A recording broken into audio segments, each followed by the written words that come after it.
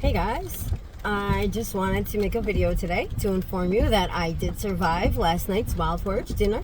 The wild onions that I made a video about and I showed everybody, and I talked about how to tell if it's actually wild onion, how to be sure it's not toxic. Well, my information is true and accurate, so obviously I didn't poison myself last night eating that. So I actually boiled the onions with garlic mustard and greens, the carrot tops, evening primrose, dandelion green, and all these different other greens. Oh, and lamb's quarter stems and leaves. I chopped it all small, and then I boiled it all together. And when it was done, it was actually like a soup in its own right. Like, I was eating it, I was gonna strain the liquid out and just dump it into the soup that I made the day before, because I had added quinoa and it soaked up and there was no broth in my soup. So I thought, oh, I'll use this as the broth for the soup. But it ended up that little stewed like greens and onions ended up being like a tasty, flavorful soup on its own. Like, I was very surprised at how tasty it was. Dandelion root is great for eating. I actually think from now on I'm going to decoct, which is when you simmer or boil your roots for at least like 15 minutes, so that you can blast open the cell wall and really get the compounds out. And then usually I would strain out those dandelion roots and compost it. But from now on, I'm actually going to, when I strain out my dandelion tea, I'm going to save the dandelion root and actually throw that into like oatmeal. Or maybe I'll mash it and then make like a granola with it, or use it as an ingredient in my food, in my diet. So I actually, since yesterday's little experience, finally actually eating dandelion root, because I've been using it for years, but I've never actually cooked it as a food.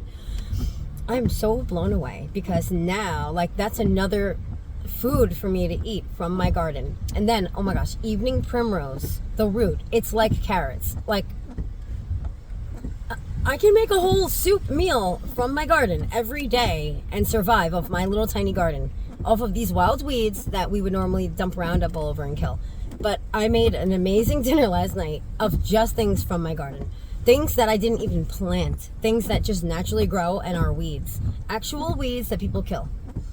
So I'm very happy, and I just really wanted to let people know I am alive. And my advice is real. Like, it's good, it's legit. Like, I have a diploma in holistic health practice. Like, this is my life. I forage.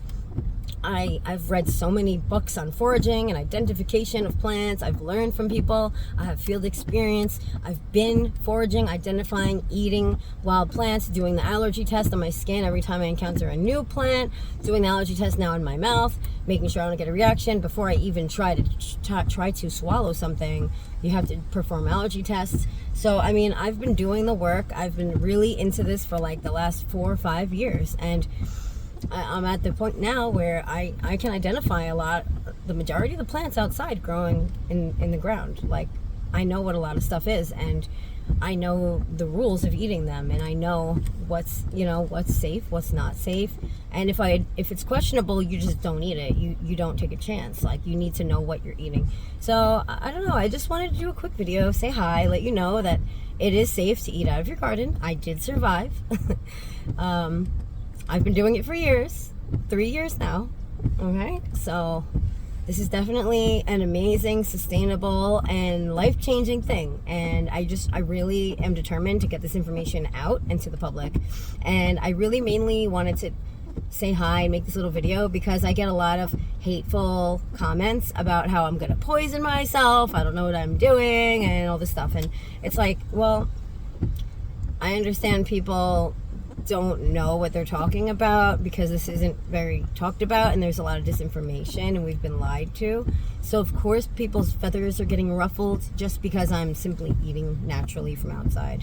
Or they're calling me a rabbit. It's like, no, because rabbits eat alfalfa, and I don't even eat that because that's undigestible to the human body. I'm not a rabbit. I'm not eating fibrous grasses. Sorry, I'm not. I'm a human, and I'm trying to re-educate my fellow humans what the actual human diet really is. So thanks for watching, and I hope that some of you are interested in eating food that you grew in your own garden. And if you have any questions, you need help,